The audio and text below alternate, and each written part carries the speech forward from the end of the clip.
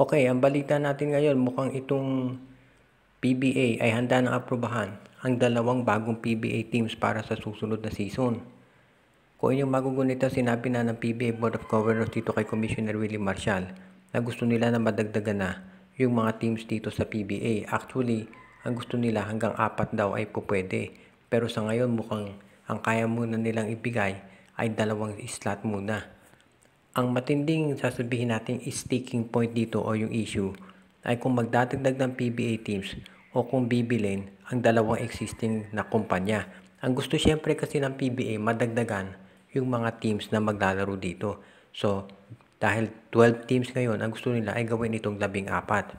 Pero, mukhang yung iba kasing kumpanya ang gusto ay bumili na lamang. For example, bibili nila ang Blackwater at ang Terra Firma. Pero ang gusto ng PBA ay manatili yung Blackwater at Terra Firma dito at magdadagdag ng 2 pa. Iyan ngayon ang tinitignan ng PBA kung paano mareresolve ito. Pero mukhang handa ang board na aprubahan yung resolusyon na magdagdag ng 2 pang teams dito sa liga.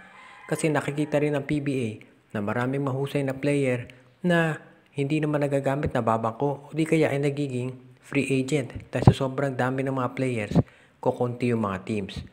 Tignan po ninyo, nakailang rookie draft na tayo pero yung teams ay nananatiling 12.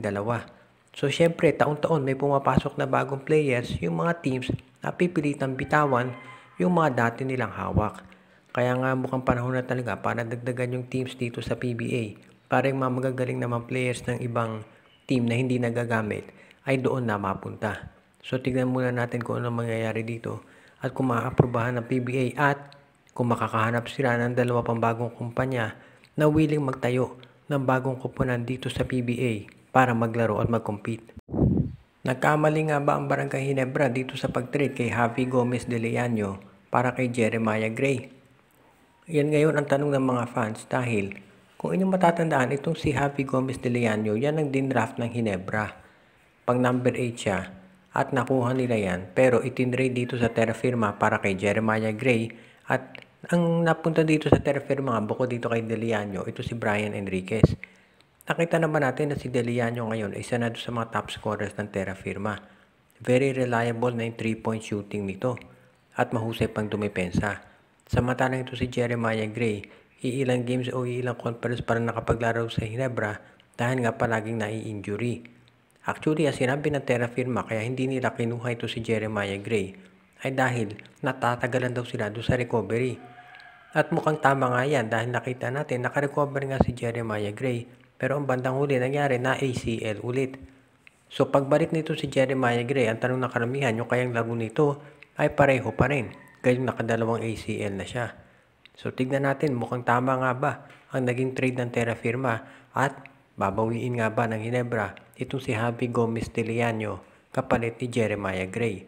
Iyan ang aabangan natin dahil syempre sa ngayon hindi pa po pwedeng i-trade dito si Gray dahil mahaba-haba siyang hindi makapaglalaro dahil doon sa kanyang ACL, PCL at MCL injury.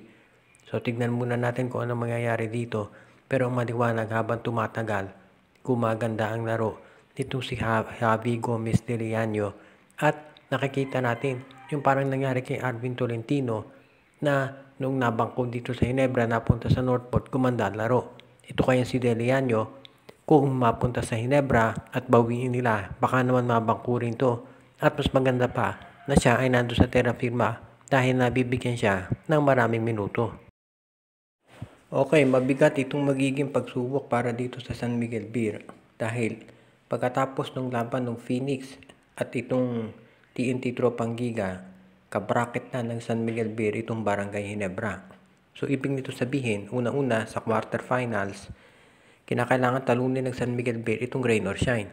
Rain or Shine ang pinakamainit na team ngayon sa PBA. 6 na sunod-sunod na yung panalo nila.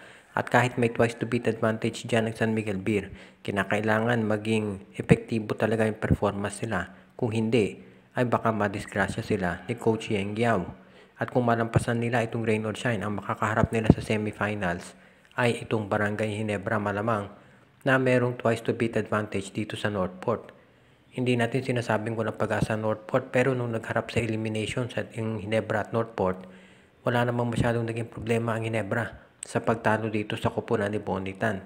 Kaya malamang itong Ginebra ang makakapasok sa semifinals. At kung papalarin na San Miguel kontra ROS, magiging San Miguel versus Ginebra ang magtatapat. Siyempre, makikita natin dito talaga kung ano ang kayang gawin ni George Gallen. At sa ngayon, nandiyan na ito si Junmar Fajardo, nakita natin ready na siya.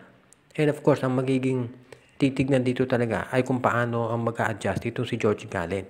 Kasi itong Ginebra, hindi niyan ido-double team si Junmar Fajardo. Dahil nandyan si Christian Stan Hardinger. Kung pinapanood niyo yung matchup ng Ginebra at San Miguel, hindi nila dino-double team si Fajardo dahil nandyan nga si Stan. At itong si Jamie Malonzo, isang 6'7 player na pwede nilang gamitin pangguardia dito kay Benny Boatwright. Yan ay wala yung ibang teams.